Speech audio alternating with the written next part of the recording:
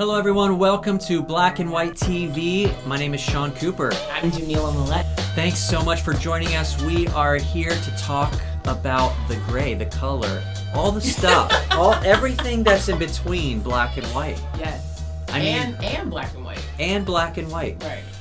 Actually, what we want to do every week is enter into that space that isn't so easy to articulate, so easy to understand. And it seems like that's kind of where we are as a society right now. Yeah. Not everything is black and white. Conversations have a little bit of seasoning in them. Sometimes they're a little spicy. Yes. Sometimes too spicy, maybe. Right. A little burn there. But we want to talk about things that you might find in your neighborhood, with your neighbors, at school, at work, wherever. It's those topics that you don't know how to enter into. Mm-hmm. And so instead you often choose to stay ignorant because you don't want to embarrass yourself. Mm-hmm. That's how I was at first. Yeah. I was like, there's no way I'm going to talk about this stuff because I'm going to make an idiot of myself, and I already do that enough. I'm going to look foolish. Right. Or you're going to offend someone, and then the relationship might be fractured and be like, well, we're done. And so in a lot of ways, you keep everything at a surface level, which misses so much of the opportunity, as we all know, to build deeper relationship. And so that's why we're glad you're here, and it's fun. We're talking about a topic that I actually don't want to talk about. I don't even know why we're Sean, doing this. Sean, it's so good for you. Yeah, I've been sweating the whole morning just thinking about That's why this. he's wearing a sweater. So we're here to talk about a topic that, first of all, men don't want to talk about in general. Here's how I'll put it. Like, guys, first of all, they don't want to talk about hair. Guys don't talk about hair. Secondly, when dudes do talk about hair, they're usually dumb enough to say things that they shouldn't, like especially to women. Yeah, I want an example, Sean. Well, like you get a haircut and a guy doesn't notice, or you do something a little bit different, and guys are just kind of dull in that way, like just don't. But that's sort of on one side of it. There's also a very serious part to this topic that we'll get into in just a little bit. Yes. Do you want to share about the product that you're displaying? We are not being paid for this, by the way. This looks like an air horn, by the way. Just reading this stuff, I would be nervous to put it in my hair. It uses words like glue, freeze spray, screaming hold, cement.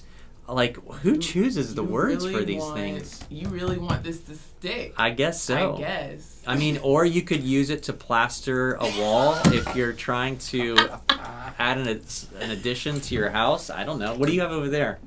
I have this is Black Panther Strong.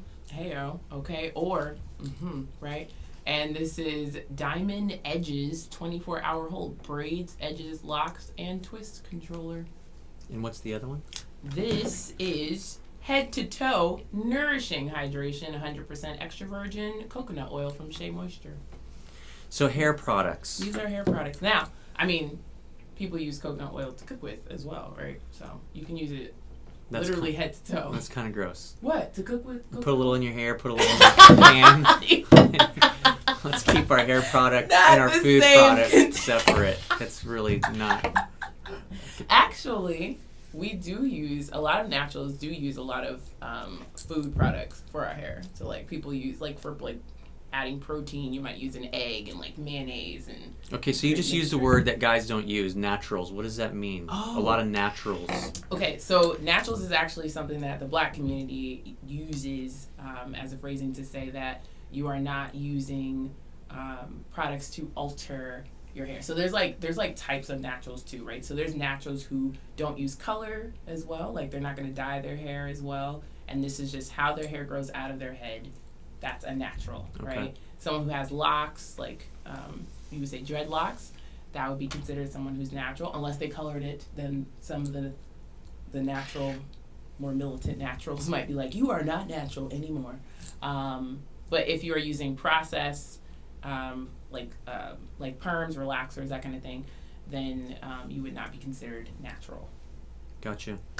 So, hair, on the one hand, it's an everyday thing that most of us, some people, don't have hair anymore. That's a different episode. Different reasons, yeah. But hair is very personal. Mm-hmm. Very intimate. Yeah, and in ways that make sense, it connects to our identity in a lot of ways. Mm-hmm. When we were talking about this before, it's definitely one of those things where, sure, on the one hand, it can be funny and lighthearted, but on the other, it can also be very divisive. It can be a place where not just feelings are hurt, that's not a great thing anyways, but it's also a place where even between different ethnicities, hair texture can mean different things to different people.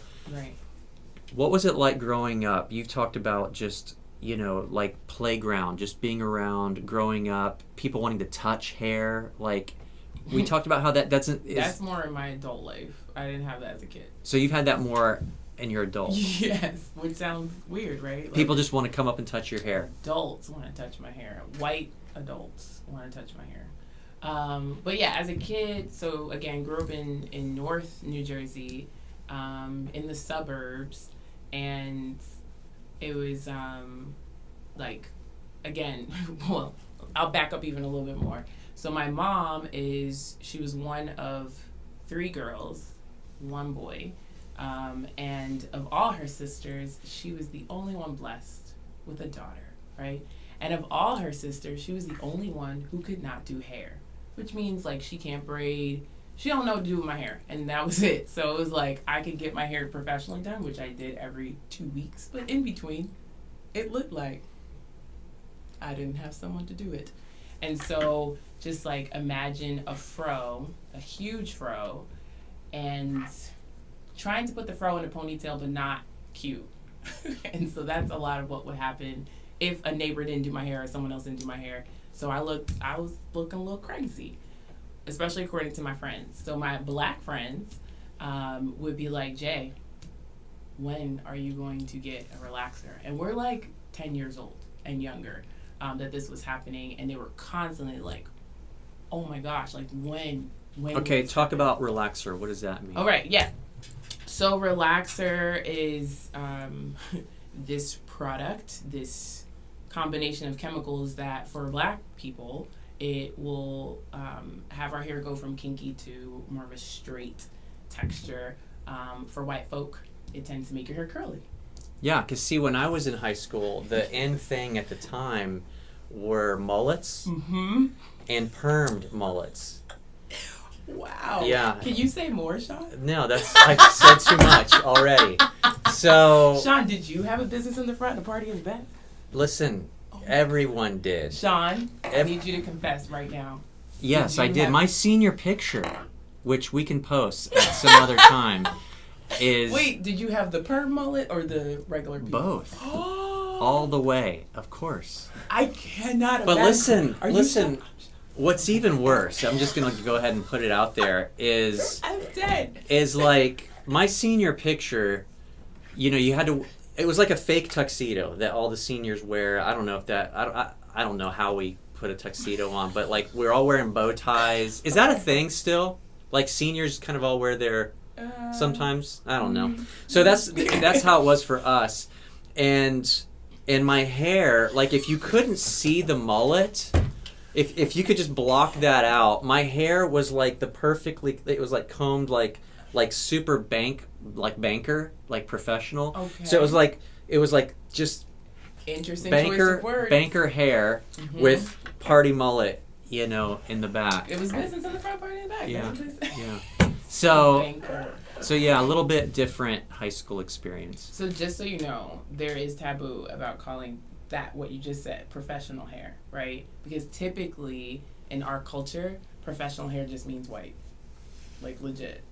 And I think we've talked about like examples of people being like, oh, like Jamila, your hair looks normal today. Normal meant straight. When my hair is like in its more afro texture and things like that, that's when it's abnormal. You know what I mean? Mm-hmm. So it's normal to say, right? Like you need to have professional hair, and professional hair would mean more European, Gotcha. essentially. So that would be a phrase. It's changing now, though. So that was a phrase that was familiar to you growing up. What? Was professional hair. No. I'm saying now. I'm saying like in our today. Yes, today in this land, like because people have been fighting that kind of narrative of, you know, if you want to have professional hair, like you can't have locks in the workplace, right? Like you wouldn't have dreads because that's not professional. You wouldn't have this, and this, and a lot of times it just meant outside of European standard of beauty, right? If you will, you know what I mean? Which there are laws now, litigation, you know, Yeah. There's a lot of things kind of being battled in court Exactly. to allow people to have their natural hair and not have all those. Right. Interesting. Yeah. So let's go back even for a little bit, like, you know, just the research I did, and I'm still learning a lot, but obviously highly offensive when somebody approaches you and wants to touch your hair. First of all, guys just don't do that anyway. Like guys don't do that to who? First of all, if you do it to another dude, he's probably going to punch you. Okay. And if you do it to a woman, I don't think she's going to appreciate that. If you're a guy or girl, don't go asking even, right? We talked about that before. Should they ask to touch? Yeah. Is it weird that they would even ask? It's weird based on relationship or lack thereof. Like, I've never asked to touch your hair, and I'm not going to. Which I'm grateful for, because I think it'd be very weird. That's why we have this glass here in between us. But it is like, so again, also because my adult life is when my hair was more natural, right? Like where I rock fros. I still rock fros and things like that. So when I do rock a fro, and especially when it's big, it's where it gets more attention, and people, white people, who are like, can I touch your hair? Sometimes while they're going for it already. And I'm like, stop that. Especially like it's at work a lot of the time where I encounter I was gonna say it's older white people. That's not true. I had younger like teens, like preteens, who were also like, I want to touch your hair, and I would tell them no with love, and they're like it's like weird, like the rejection of, or like I can't embrace this. Like I feel like it's okay for me to touch your hair, right? Or they're like, you can touch my hair, and it's like I don't want to touch your hair. So yeah, it's weird. I don't have a lot of like close friends who have ever, and I have a very diverse group of friends who have ever said, Jay, may I touch your hair? It's just weird. So I feel like an animal when people who don't know me especially are trying to touch my hair. Like, yeah, that makes sense. I mean, because to me it seems like in the culture we're living in right now, there's this sense of why this sometimes feels to me like one of those topics that I'm going to say white people, but I don't know off the top of my head. I'll have to think about it a little bit more if this is just sort of a white thing or not. But this whole idea of like, Jay, just stop being so sensitive. They just want to touch your hair. They're just curious. Right. They just think it's cool. They think it looks different. They think they're curious. Why are you being that way? You know what I mean? Yeah. But then when you kind of pause and understand, there's even a historical piece to this too. Like, as I understood it, pre-slavery, pre-colonialization, before that time period, there was a lot of pride in hair texture, in hairstyle, and more of a natural expression. And then there's a European side, as you mentioned earlier, where everything needs to be more controlled and it not look so wild. And then there's labels that start getting attached to that. And then when you take the fact that, as we've talked about before, we're not that many years from slavery wasn't that long ago, and Jim Crow and some of these other really awful time periods were in very recent times, and in some places still happening. Right. Not necessarily those laws per se, but the impact, the ripple effect of those Right. laws. So you have a lot of that culture still looming. Right. And so it's a very hurtful thing when Yeah. people are doing that. And it's embedded in the black culture, right? Like, it wasn't white people who were telling me, Jay, you need to straighten your hair. It was black people saying, because we thought that's what you were supposed to do, right? Like, as you grow up, at some point you will get a relaxer, and at some point your hair probably is going to break off, and then you grow through that. Like, that's like a thing. And then, I mean, and I don't want it to be like, now somebody listens to this and they're like, oh my gosh, this is every black child's story. This is not every black child's story, especially nowadays where the black community is embracing their natural hair, or not, like, just embracing the fact that we can do all kinds of things with our hair. It's just understanding, like, where it comes from, right? So if you know that you're playing with different hairstyles and things like that just because you want to, rather than feeling any obligation, right? Like, literally when I first started working at this job, like working at the church, it's a predominantly white church, and so I was like, I don't know if I can have my fro at this church, so I had a wig, a straight wig, and then I saw someone who had like spiky gray hair, and I was like, oh snap. I was like, I think I can wear my fro here. And so I did. And that was like a big deal. And I got comments, like, some people were like, oh my God, that is so beautiful, I love it. And then there were people who were like, is it 1970s? That kind of stuff. And I'm like, what? You know, and then also the people who are like, I want to touch your hair because it's so different from my hair. Which also lets me know that you don't have a relationship with other black women who are rocking their natural hair, you know, kind of stuff.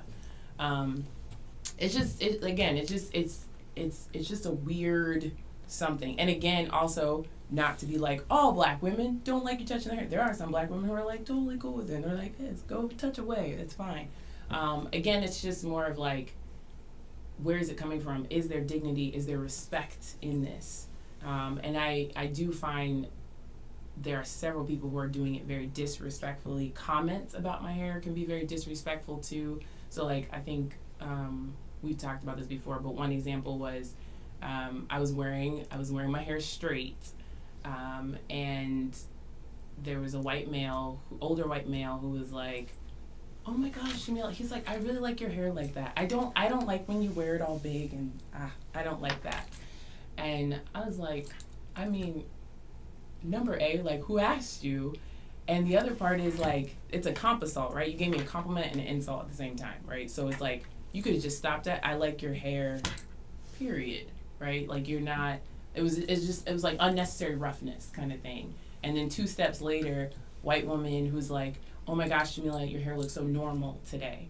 And I'm like, why? Like, why are you saying, and nobody's reflecting on like, where did that come from? What does normal mean? Like, nobody's doing that kind of introspection, right? And so that's what I hope, again, what we do here, you'll start to just stop and think like, where does that come from? Why do I consider this to be normal hair and this to be crazy or wild or whatever the case is? Like, where does this come from? Wow. Well, you bring up some really interesting points. I mean, for one, it seems like culturally we are often, we send messages. I mean, it's somewhat natural, I suppose, but as humans, we sort of send messages to each other on what we approve, what we disapprove of, what we like, what we don't like. Right. It's almost always subjective. It's just your opinion. Mm-hmm. And at the end of the day, your opinion doesn't even matter as much as the person who is dressed that way, wearing their hair that way, right. speaks with that dialect, right. or fill in the blank. Right. And so I think partly what you're helping just kind of raise an awareness of is, first of all, we just have to do better at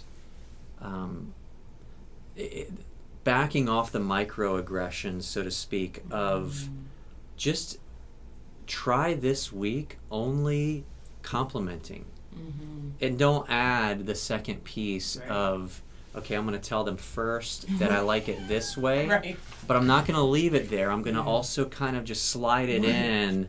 Right. Hey, when you do it this way, I don't like your hair that way. Right. And let it be an authentic compliment, right? Like, if you actually appreciate someone's hair, you can just appreciate and say, I really right. like that. And do some research. I mean, it's fascinating what we can all learn about there's so many things, expression, whether it's hair or clothing or jewelry. Those are opportunities, again, rather than dividing and moving away from each other. They are invitations to deeper conversations, to understanding, perspective. Sometimes it's just fun, and sometimes there's a lot of meaning to it as well. Yeah. What would you encourage? Let's go to moms and dads right now. Moms and dads in white households, they're sending their kids off to school. Those kids are in PE, they're in recess. What would be an appropriate way to encourage parents to find opportunities to educate their kids on some of those behaviors that are appropriate or inappropriate? How would you... That's really good, John. Yeah, I think it comes from, like, what is happening in your household? What books do you guys read? What are you listening? What are you watching? You know what I mean? Because if the first time a child is encountering a Black person is in a way that's, like, foreign, that's something, right? Like, that's saying something. So if it is, like, we are very intentional about the books that we show our children because we want to make sure that they see diversity within the books. If you want to make sure that you're watching shows that absolutely have a plethora of humans with various hair textures and hair types and things of that nature, you know what I mean? Like, it would be normalized to the point where this is not abnormal. You know what I'm saying? Totally. So it's like being that level of intentional is something to lean into. And if they have questions about, like, why is our skin different, right? Like, to actually look that up. Why do we have why is our melanin different, right? It comes from, you know, DNA and all that biology and all that good stuff. But we are actually, like, one human race, right? Like, that's literally, like, there's just one, guys, just so you know. One human race, and we have these various cultures and ethnicities and colors, and it's beautiful. And I think that's what is hard for some people to engage in. Like, that's the awkwardness of it, is that if I talk about it, am I racist?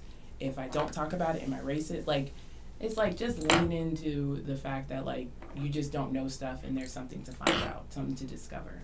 Yeah, that's cool. I love that. It reminds me of, we have so much opportunity to, again, as you build relationship, and I know for some people that's the first step that needs to be taken, is, I know for myself, friends that I have who were on this journey, we're here in 2021 and we're thinking we want to have more diversity in our friendships and our perspective and our understanding. You have to seek those out.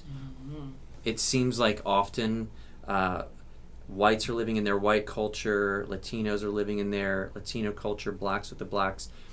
We've got to do better. We've got to build relationships with each other, reach out to each other, and then as you build those relationships, like you're saying, it does create opportunity to, in a humble way, say, hey, I there's a lot that I have to learn on this topic, and I'm kind of nervous even saying that, and I'm kind of nervous even asking you to help me with it. But help me as we continue to build our friendship. Help me to know how I can say things and just be more aware, I think, is mostly what it comes down to, of how to avoid offending or being hurtful, because none of us want that.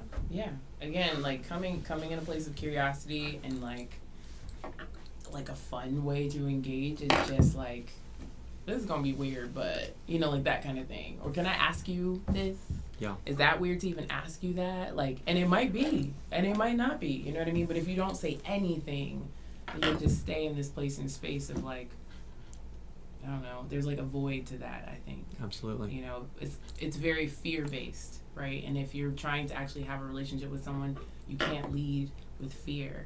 And my recommendation is that you do it afraid if you are. You know what I mean? Like, don't wait until, like, okay, now I'm comfortable. I've watched 6 YouTube videos on natural hair. Now I can, you know what I mean? Like, just go in afraid. It's okay. Yeah.